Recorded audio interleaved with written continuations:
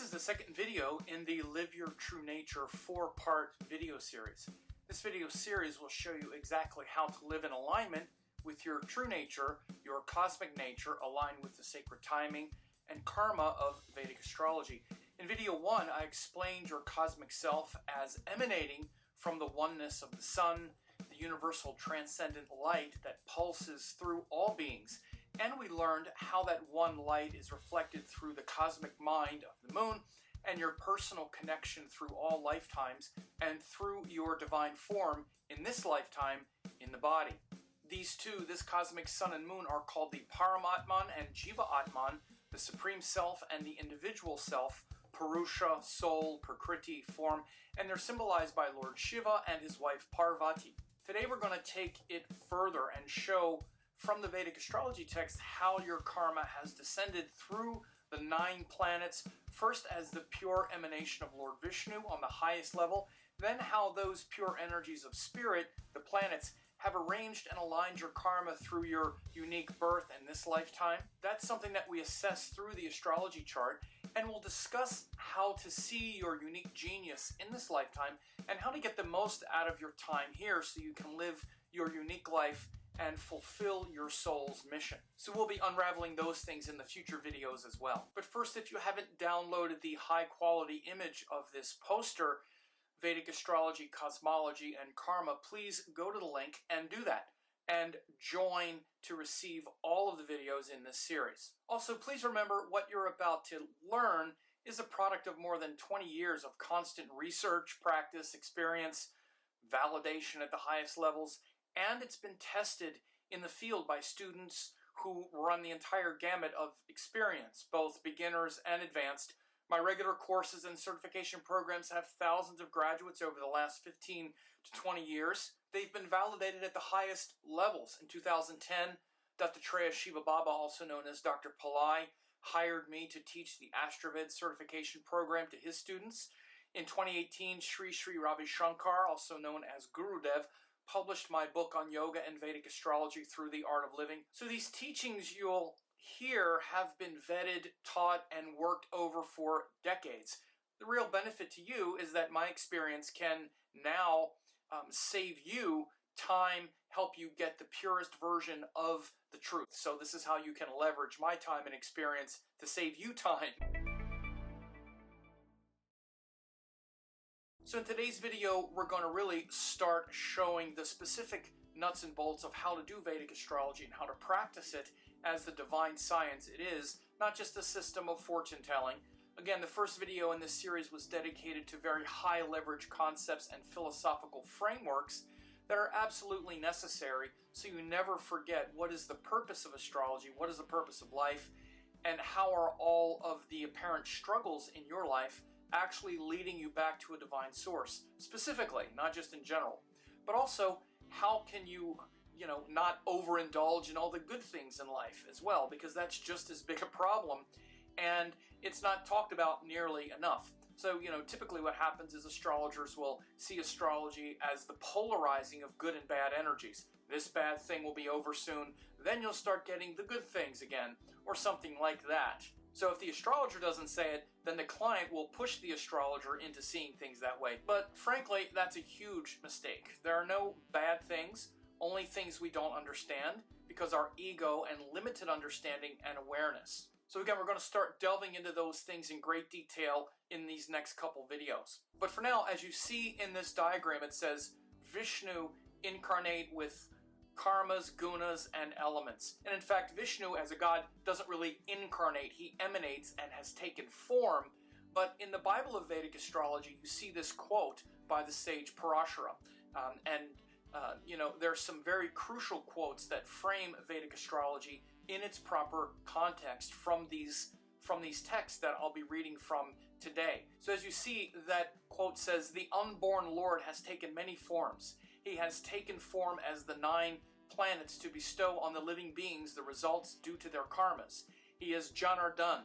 He assumed the auspicious form of grahas to destroy the demons, the evil forces, and sustain the divine beings."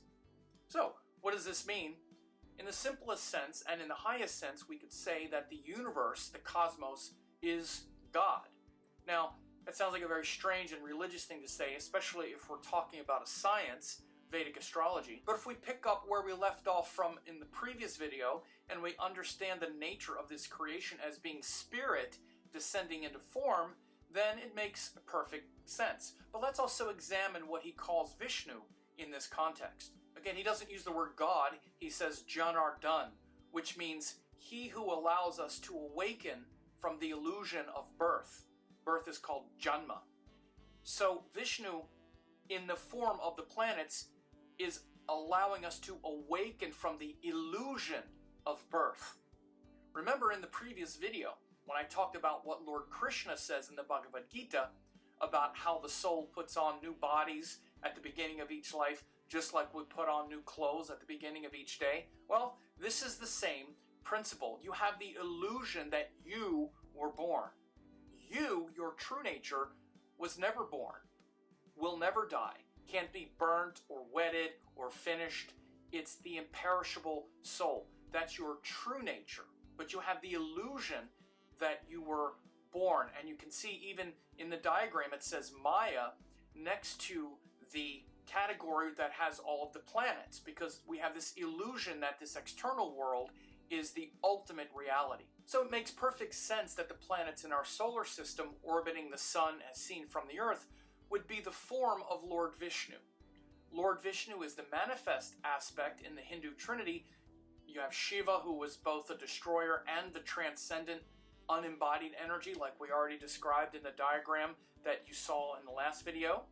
Vishnu is the apparent and visible form of the universe that maintains the balance of creation, and Brahma is the energy which impels the creative force, and also that feeling of separation from spirit is also related to Brahma. But let's drill down into these aspects of the 9 planets as the face of Vishnu, whose energies and divine powers are the energies and divine powers in your consciousness and in your mind, and that divine consciousness creates everything in your life.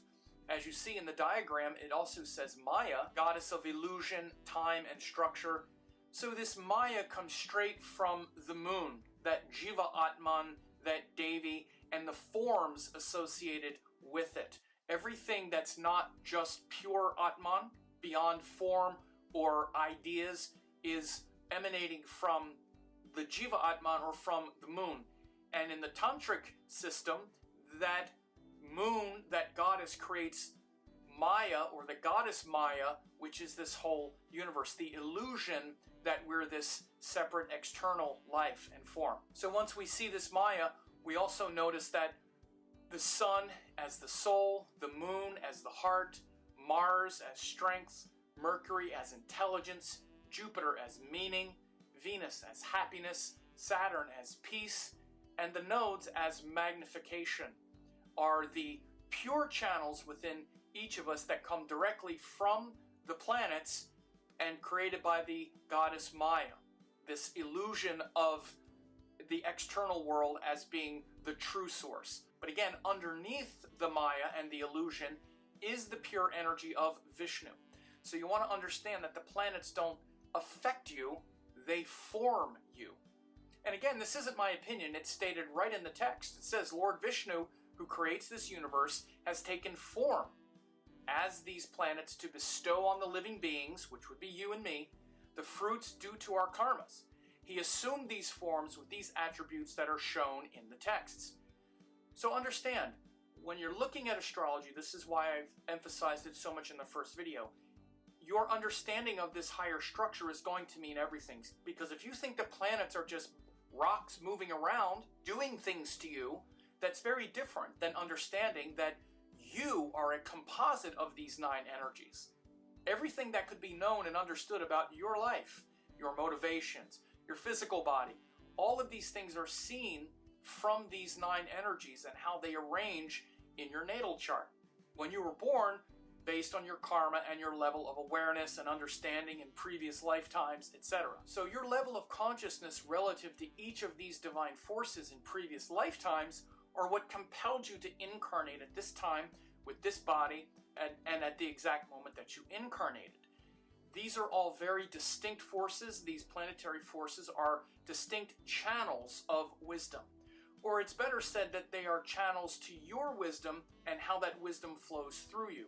Again, your energies come from the planetary forces. That's why when I read your chart and I'm looking at a planet, I'm looking at your relationship with power, with love, with discipline and courage, with meaning. I'm seeing how much of that you're getting in its pure sense. How much force and power and clarity, and how much of that is